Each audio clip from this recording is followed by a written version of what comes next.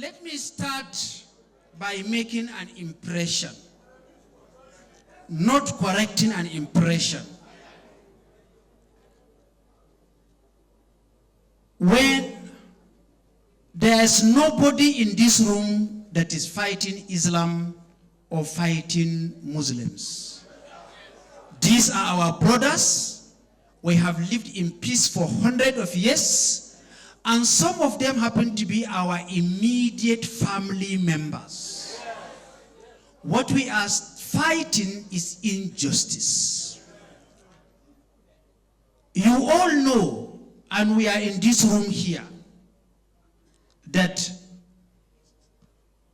Honorable B.D. Lawal, who is the chairman of this forum, was the chairman of the main strategy committee of Asiwaju Bola Ahmed Tinubu for president during the primary elections. B.D. Lawal was not the chairman of Asibanjo. He was not the chairman of Amechi, who is a Christian. He was not the chairman of Ngwajuba, Imeka, and all the Christians who purchased from. He was the chairman of Asiwaju Bola Ahmed Tinubu. Senator Ishiaku Abbo, was the chairman of the committee on research, planning, and strategy. I was the secretary of that committee. I did not go with my pastor brother, Pastor Yemi Osimbanjo. I was not with Amechi. I was not with my friend, who we eat in the same plate. We drive in the same car. Chief Imeka Mojoba, the immediate past minister for education. As of that time, we found it expedient to support Tinubu. If we raise our voice today against any injustice meted out to Nigerians by the same Tinubu, and you call us religious bigots for standing out against injustice, you are the bigot, not us.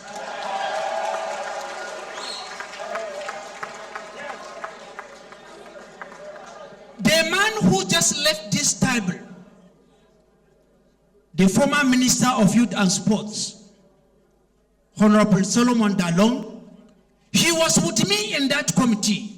He was a member of Contact and Mobilization Committee.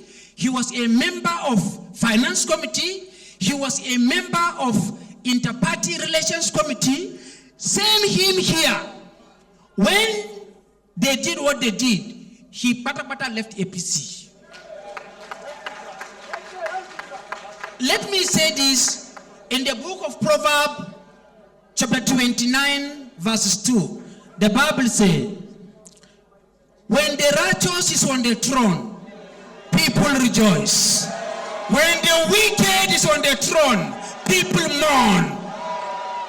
This is not my writing, it's the writing of the word of God. The speaker, the keynote speaker said, and I want to quote what he said, when you get the power through division, through dividing the people, through employing identity politics, that Muslims will vote for me because of their population in the north. You are not coming out with a manifesto. You are coming introducing identity politics. It clearly shows that when you get the power, you will continue with the division because you cannot unite what you divided.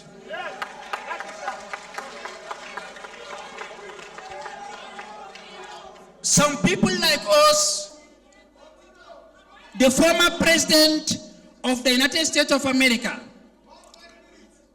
Thomas Jefferson, said, all tyranny needs to gain foothold is for people of good conscience to remain silent. All tyranny needs to gain foothold is for people of good conscience to remain silent. We have good conscience, We love Nigeria. We love the unity of this country. None of my children have a US green card. They all have Nigerian card. We will not be silent in the face of this disunity. The Bible says in the book of Isaiah chapter 5 verse 20, which was quoted here before, it says, "Woe to you who call good evil, who call evil good, who call darkness light, who call light darkness, who call bitter sweet, and call sweet bitter. Woe unto you."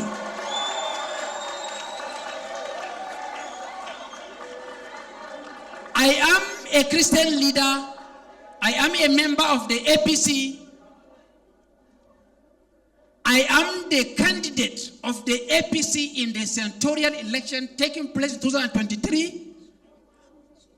The party is sponsoring me. I won the election. I am on the ballot. The reason why so many of us cannot come out to speak is because they are afraid. In the book of Job, chapter 3, verse 25, Job said something. "The things I feared came upon me." They are afraid of losing election. It will come upon you.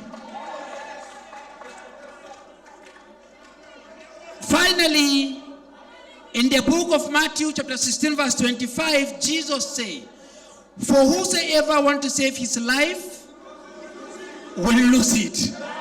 And if you lose your life for me, you will get the life."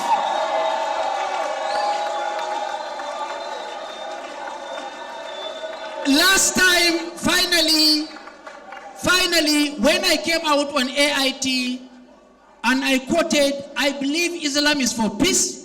I believe Islam is for justice."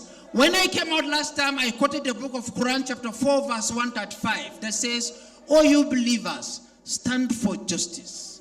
Even if it is against yourself, even if it is against your parents, even against your own relatives, stand for justice. Be witnesses for Allah." And I said, all Muslims of good conscience shall condemn this.